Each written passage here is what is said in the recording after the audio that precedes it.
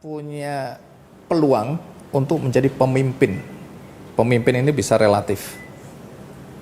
Nah, ini membuat Pak Jokowi tersinggung karena Anda menelikung Pak Jokowi, Anda yang menerima, Anda yang memegang pertama kali. Ada begitu ya? Ini ada alasan yang membuat kata orang Anda diberhentikan. Saya cerita sedikit.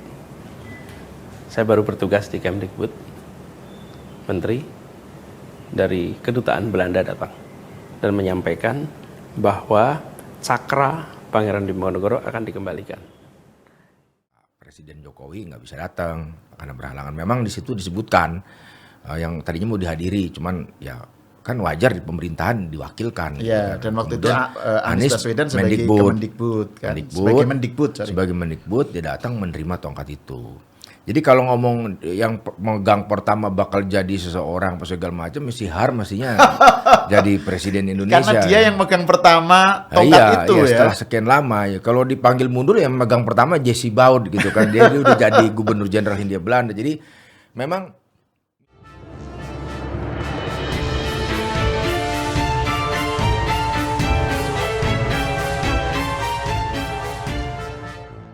Assalamualaikum warahmatullahi wabarakatuh. Salam sejahtera untuk kita semua, salam budaya.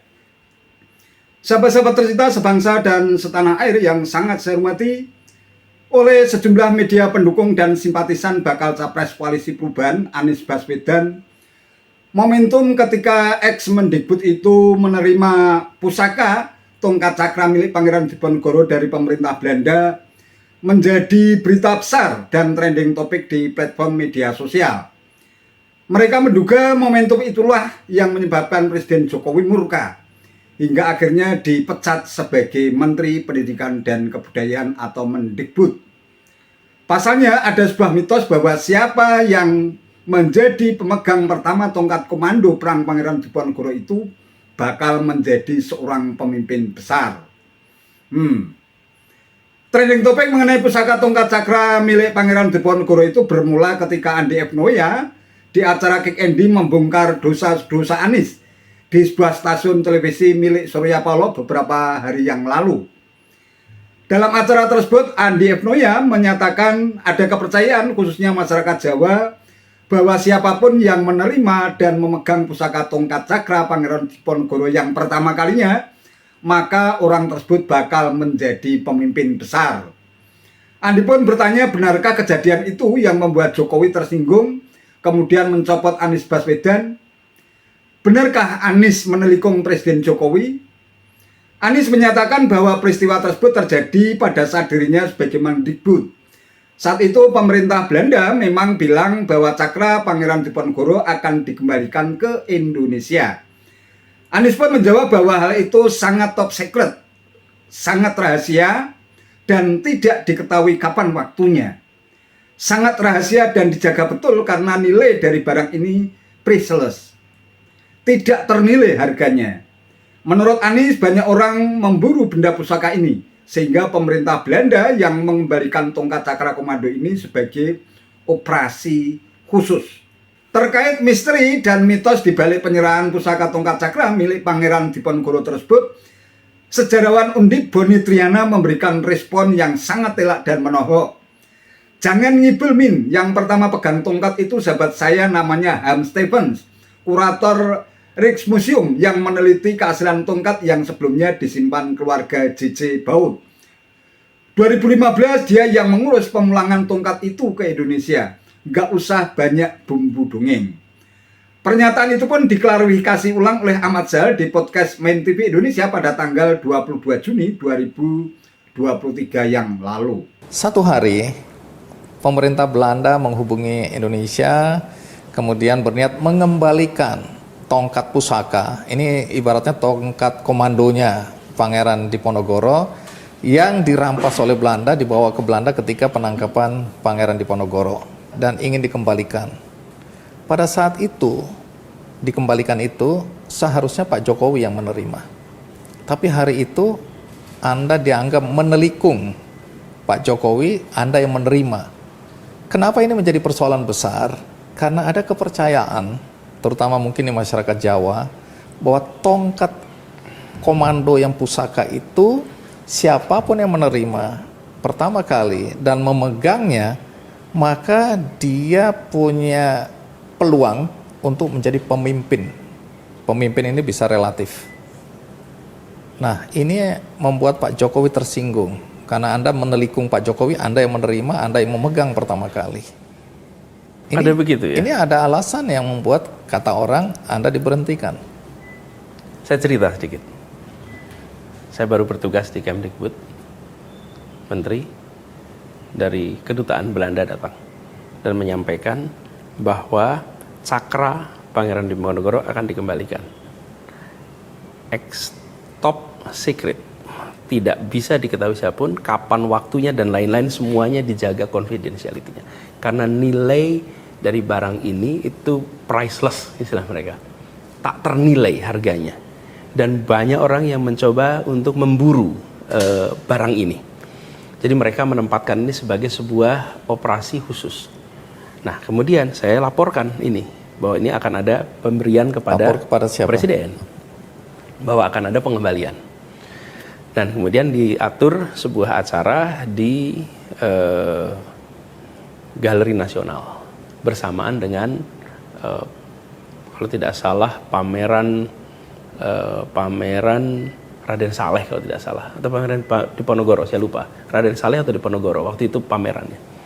Jadi covernya itu supaya ada event. Kemudian cakra tadi dibawa, kita tidak tahu, pemerintah Belanda tidak memberitahu kepada kita penerbangan jam berapa, kapan, siapa, tidak ada yang tahu. Nanti di Galeri Nasional. Nah, itu kemudian Presiden memang semula dijadwalkan hadir di acara di Galeri Nasional itu. Kemudian sehari 2 hari sebelumnya Presiden ternyata ada acara ke Filipina. Sehingga kegiatan yang semula harusnya dihadiri oleh Presiden menjadi diwakilkan kepada Mendikbud. Jadi saya mewakili Presiden menerima cakra. Artinya seizin Presiden. Ya. Jadi Anda tidak menelikung Presiden. Enggak, karena itu saya mewakili di situ. Kemarin ada berita tentang, rame diberitakan tentang Anies Baswedan, isunya itu di reshuffle gara-gara dia menjadi pemegang pertama tongkat komando atau cakra Pangeran Diponegoro. Ada beberapa hal ini yang menarik. Pertama, soal bener nggak sih Anies ini penerima pertama tongkat komando Pangeran Diponegoro? Itu satu. Dan apakah itu ada hubungannya dengan reshuffle ya? Terus yang ketiga, ini kan narasinya Anies ini ditelikung karena itu. Jadi ini bagian dari narasi Anies dizolimi atau Anies dijegal lah gitu ya. Itu sejak mulai dari itu gitu. Terus yang terakhir tentang konsep kekuasaan Jawa mengenai pandangan ini seperti apa gitu. Nah, bersama saya Boni Triana, sejarawan pendiri Historia, dan juga aktif di banyak event sejarah ya. Terakhir menjadi kurator pameran yang luar biasa, pameran internasional di Amsterdam, di Rijksmuseum tentang Revolusi Indonesia. Bung Boni, selamat datang ke Main TV. Makasih, Mas. Ini saya membaca tweetmu ini. Kayaknya Anda sudah lama nggak nge-tweet, terus tiba-tiba nge-tweet yang ini saya screenshot ini ya. Jadi kan ada yang bilang, salah satu pendukung Anies bilang gini, konon peristiwa penyerahan tongkat komando cakra Pangeran Diponegoro ini yang membuat salah satu alasan Presiden Jokowi mereshuffle Anies dari jabatan Mendikbud gitu. Karena kalau yang penerima pertama tongkat komando itu adalah orang yang akan menjadi penguasa gitu kira-kira narasinya.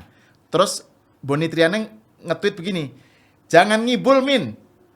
Maksudnya admin ya. Yang pertama pegang tongkat itu sahabat saya namanya Ham Stevens, kurator Rijksmuseum yang meneliti keaslian tongkat yang sebelumnya disimpan keluarga G.C. Bott. Tahun 2015, dia yang mengurus pemulangan tongkat itu ke Indonesia. Nggak usah banyak bumbu dongeng. Nah, tolong dong dijelasin soal ini. Oke, jadi begini, saya baca tweet tersebut dan merasa terpanggil untuk sedikit mengklarifikasi ya, karena dalam soal tahun politik ini kadang-kadang apapun benda pusaka itu mengandung ramification gitu. Jadi Ya orang bisa manfaatan macam-macam lah. Cuman saya ingin menambahkan, memberikan klarifikasi. Pertama yang saya ingin ceritakan adalah asal usul tongkat itu sendiri. Gitu. Oke. Ya, kita tahu di Indonesia ini ada ahli Pangeran Diponegoro, Pak Peter Carey ya. Nah, bagaimana tongkat ini sebetulnya bisa datang ke Indonesia? Pertama, memang tongkat ini berdasarkan sumber, ya, berdasarkan tulisan dari kurator yang meneliti, ya sahabat saya Harm Steffen, itu sudah berumur 200 tahun saat dimiliki oleh Pangeran Diponegoro. Jadi Pangeran Diponegoro sendiri baru memiliki tongkat ini tahun 1815. Oke. Pangeran Jadi- Diponegoro 1825 sampai 30 Ya, ya. 10 tahun sebelumnya. Oke. Jadi dia memiliki tongkat ini 1815 dan tongkat ini waktu itu umurnya udah 2 abad. Jadi diturunkan dari Sultan Demak. Jadi ini pemiliknya memang Sultan Demak. Jadi turun-temurun datang ke Pangeran Diponegoro, dan kemudian tongkat inilah yang digunakan gitu ketika perang, ya, ketika mulai perang. Lalu bagaimana tongkat ini bisa jatuh ke tangan Belanda? Nah, pada tahun 1827 salah satu pengikut Pangeran Diponegoro, Pangeran Notoprojo itu membelot ke pihak Belanda tentu saja, ya membelot. Kemudian pada masa akhir menjelang Perang Jawa itu berakhir sekitar 1829-30 ya kira-kira ya. Itu kan Pangeran Diponegoro itu dikejar-kejar karena dia kan gerilya kan.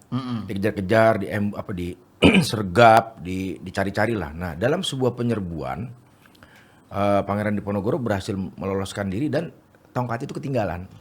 Tongkat ketinggalan, diambil sama salah satu pasukannya lah, pesuruhnya, diserahkan ke Notoprojo. Nah, kemudian setelah Perang Jawa berakhir 4 tahun kalau nggak salah, tongkat itu diberikan kepada Gubernur Jenderal Hindia Belanda, Jean Chrétien Baud itu, J.C. Baud itu. Oh, GC Bot yang Anda sebut di tweet ya. Nah, itu 1834. Nah, itu diberikan ke dia, dan yang menjadi saksi serah terima pemberian itu asisten residen Jogja waktu itu, Falk namanya, dan dia menulis sesuatu. Nah, singkat kata tongkat itu berpindah tangan.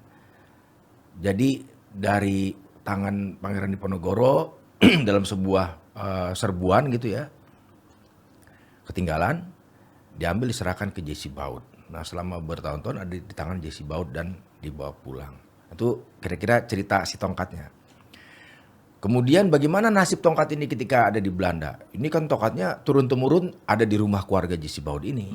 Oh, bukan di museum ya? Ada Enggak, rumahnya masih di GC keluarganya. Baud. Oke. Namun pada tahun 1959, rumah keluarganya keturunan J.C. Baud ini, Baron Baud itu nama mungkin cicitnya ya, keturunannya, itu rumahnya mau pindah. Rumahnya itu di Soesdijk, di Amsterdam Straat, di jalan Amsterdam itu. Dia mau pindah dan dia kirim surat ke Rijksmuseum. Dia kirim surat kira-kira mau menyerahkan warisan dari leluhurnya ini. Nah, salah satunya si tongkat ini, tapi memang dari beberapa benda kalau nggak salah tongkat ini nggak keambil, nggak keserahin gitu, ada di keluarga ya. Singkat cerita, berarti tongkat ini kan masih ada di keluarga. Nah, teman saya Harm Steffen melakukan penelitian, menemukan surat itu, surat dari keluarga Baud ke Rijksmuseum yang tahun 59 itu. Kemudian Harm menghubungi keluarga Baud, Ibu Erika Baud waktu itu. Nah, Sorry, Harm Steffen ini juga yang menjadi kurator di revolusi Pameran di Revolusi Rijksmuseum Indonesia bersama itu ya? saya, karena ada 4 orang kan, saya, Amir Sidarta dari Indonesia, Marion Anker, dan Harm Steffen dari Belanda, kita berempat. Nah, dia temukan surat itu, dia lacak, ketemu keluarga, dan dia juga melacak juga. Jadi kan kalau di museum itu ada provenance research, kita harus tahu itu sejarahnya si tongkat gimana untuk memastikan originalitasnya. Oke.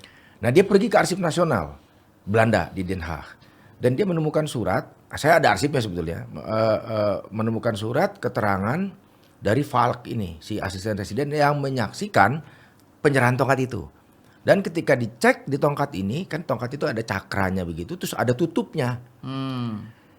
Nah, itu ada kertasnya tadinya, ada kertas melekat gitu ya. Di situ ada kertas melekat yang menjelaskan, itu katanya sih tulisan si Baudnya itu, Ya menjelaskan memang tongkat ini punya Pangeran Diponegoro, ya, apa ditulis dalam bahasa Belanda. Tapi waktu itu, waktu Har menemukan itu sudah pudar karena udah lama kan, udah berapa abad.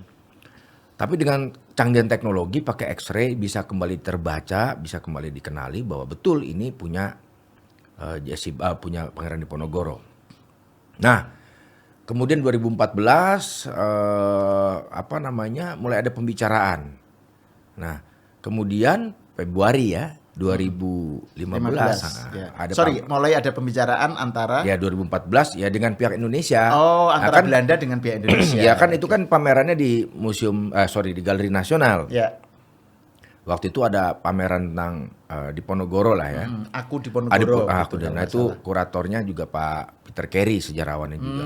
Oke. Kemudian keluarga berinisiatif mengembalikan itu ke Galeri Nasional. Nah terjadilah acara yang tadi Pak Presiden Jokowi nggak bisa datang karena berhalangan. Memang di situ disebutkan yang tadinya mau dihadiri, cuman ya kan wajar di pemerintahan diwakilkan. Iya, gitu kan. dan waktu itu Kemudian Anies Baswedan sebagai Kemendikbud kan.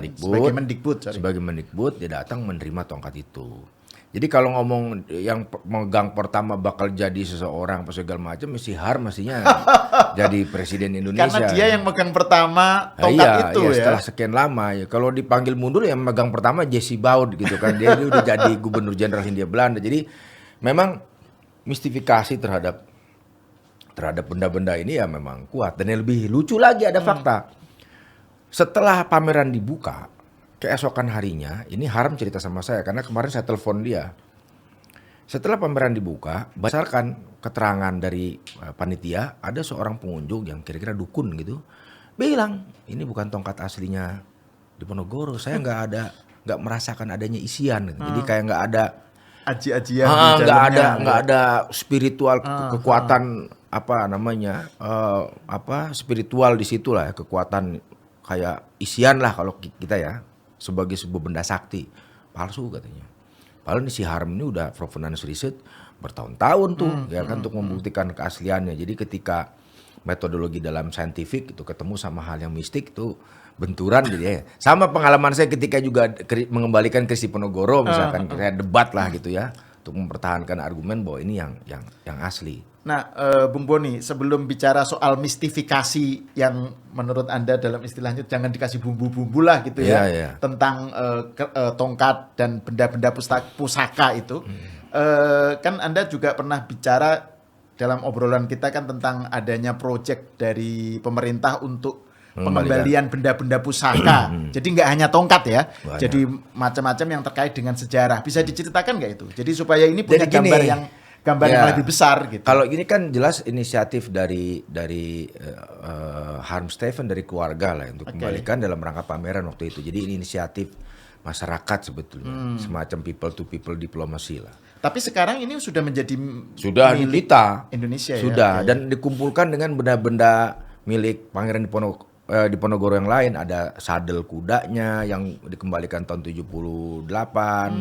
Kemudian ada tongkat, ada payung kalau nggak salah, kemudian ada keris yang 2020 terakhir keris yang saya juga ikut terlibat dalam proses pemulangannya.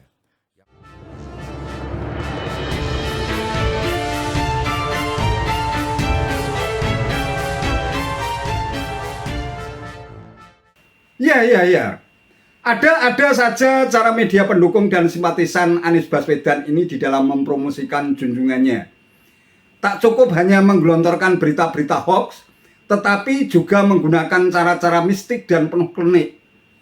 Sebelum soal pusaka tongkat cakra milik Pangeran Diponegoro ini mencuat ke permukaan, sejumlah media pendukung dan simpatisan Anies juga sibuk menggelontorkan berita hoax bahwa keberhasilan Anies di dalam menggagalkan penyimpangan anggaran tunjangan profesi guru membuat Presiden Jokowi tidak suka, sehingga dijadikan sebagai alasan untuk memecat Anies Baswedan sebagai Mendikbud. Terkait hal tersebut, Tempo.co pun pernah melakukan investigasi untuk mengecek kebenaran berita tersebut. Hasil investigasi dari Tempo.co menunjukkan bahwa persoalan anggaran tunjangan profesi guru atau TPG senilai 23,3 triliun Menteri era Anies Baswedan bermula dari temuan Kemendikbud terkait kelebihan anggaran program sertifikasi guru. Saat ini Kemendikbud menemukan target jumlah guru bersertifikasi tidak tercapai sebagaimana data yang disampaikan Kemendikbud sebelumnya, sehingga anggaran tunjangan profesi guru mengalami kelebihan alias over budget sebesar 23,3 triliun rupiah. Dengan kondisi tersebut, Kemenkeu lalu menyampaikan kepada Pemda bahwa akan mengurangi anggaran dana alokasi khusus atau DAK non-fisik sebesar 23,3 triliun rupiah. Lalu kelebihan anggaran tersebut kembali dimasukkan ke APBN. Menurut Prastowo, staf khusus Menteri Keuangan, kelebihan anggaran tunjangan profesi guru bermula dari target sertifikasi guru yang disampaikan Kementerian Pendidikan dan Kebudayaan ke Kemenkeu tak mencapai target. Padahal bendahara negara mengalokasikan anggaran berdasarkan data Kemendikbud. Sebelumnya, Direktur Jenderal Perimbangan Kementerian Keuangan Budiarso seperti dilansir Tempo mengatakan Kementerian Keuangan telah memangkas anggaran tunjangan profesi guru sebesar 23,4 triliun rupiah karena jumlah guru yang bersertifikasi sudah berkurang. Pengurangan jumlah guru yang bersertifikasi itu berasal dari guru-guru yang pensiun, yang mutasi menjadi pejabat struktural, dan yang meninggal, sehingga jumlahnya berkurang dari 1.300.758 orang menjadi 1.221.947 orang. Budiarso mengungkapkan pembayaran tunjangan profesi guru pada tahun 2016 akan menggunakan dana tunjangan yang berasal dari tahun-tahun sebelumnya yang masih berada di kas daerah, yakni sebesar 19,6 triliun. Sisa dana itu sudah bisa digunakan untuk memenuhi sebagian tunjangan profesi guru di daerah. Ujarnya dalam konferensi pers di kantor pusat Direktorat Jenderal Pajak Jakarta Selatan pada hari Selasa 30 Agustus 2016 seperti dikutip Tempo.co 29 November 2022. Akhirnya Tempo.co berkesimpulan bahwa hasil pemeriksaan fakta video yang menyebutkan Anies Baswedan dicopot sebagai Menteri Pendidikan dan Kebudayaan lantaran menggagalkan penyimpangan anggaran tunjangan profesi guru adalah keliru. Pihak istana menyebut Anies Baswedan diberhentikan sebagai Menteri Pendidikan dan Kebudayaan sepenuhnya karena faktor kinerja dan inovasi. Nah, hal senada juga diungkapkan oleh Sekretaris Kabinet Pramono Anung. Anies dicopot dari Kabinet Kerja lantaran tak melakukan gebrakan yang cepat selama menjabat sebagai Mendikbud. Pak Anies juga bekerja dengan baik, tapi tentunya ada ekspektasi yang diinginkan Presiden dan Wapres ke depan ini yang mungkin berbeda. Ungkap Pramono Anung di Kompleks Istana Kepresidenan Jakarta Pusat seperti dikutip merdeka.com 27 Juli 2016. Ya, ada sebuah adagium yang menyatakan bahwa buah apel jatuh tak jauh dari pohonnya. Dalam konteks elektoral politik, tampaknya media pendukung dan simpatisan Anies Baswedan tak kurang dan tak lebih seperti adagium semacam itu. Anies Baswedan yang diduga kuat sangat ambisius terhadap kekuasaan, kerap kali harus bermain 4 gulipat dengan mencitrakan dirinya sebagai sosok pemimpin terbaik yang selalu membanggakan rekam jejak dan karyanya ketika menjadi Gubernur DKI Jakarta. Anies tak peduli meskipun klaim semacam itu dibantah dengan bejibun data dan fakta rekam jejak dan kinerjanya yang sangat buruk ketika memimpin DKI. Model main claim dan playing victim yang memosisikan dirinya sebagai orang yang terzalimi, tersingkirkan, atau dijegal pun terus di-blow up ke permukaan untuk mendapatkan simpati dan empati publik. Sayangnya strategi politik elektoral semacam itu sudah dianggap terlalu klasik bahkan kuno, sehingga tak akan berhasil mengelabui dan menipu rakyat. Profil calon seorang pemimpin yang rendah hati, tidak suka berkuar-kuar pamer rekam jejak dan karya, tidak pernah mengeluh apalagi bermain playing victim, justru akan lebih bernilai dalam menarik simpati dan empati rakyat, karena fakta dan data rekam jejaklah yang dibaca dan dijadikan sebagai referensi dan preferensi politik. Itu saja yang bisa saya sampaikan. Terima kasih atas perhatiannya. Wallahul muwaffiq ila aqwamit thoriq. Wassalamualaikum warahmatullahi wabarakatuh.